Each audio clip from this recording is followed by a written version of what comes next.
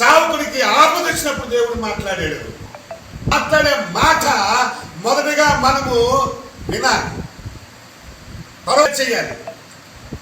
అంటే మనము ఆలోచన చేయడం మానాలి. దేవుడు ఆలోచన ఏంటో మనము మొదటగా తెలుసుకోవాలి. నెంబర్ 1 పాయింట్ ఏంటంటే మన ఆలోచనలు మనం చేయకుండా దేవుని ఆలోచన తెలుసుకోవాలి. రక్షణ మనతో ఏం చెప్పబోతున్నాడు, దేవుని ఈ సమస్యను అలాగే నిర్మించడానికి సహాయం చేయబోతున్నాడు, ఆయన ప్రణాళిక ఏంటి. ఎందుకంటే ఇదిగో ప్రియులారా, కానాను దేశాన్ని నేను ఇస్తాను అన్నది దేవుని యొక్క వాగ్దానం మనకి, దేవుని యొక్క మాట వారికి. ఖచ్చితంగా వారు కానాను దేశంలోనికి లేక పాలు తేనెలు ప్రవహించే దేశంలోనికి వారిని నివసింపచేసిన బాధ్యత దేవుడు తీసుకున్నాడు.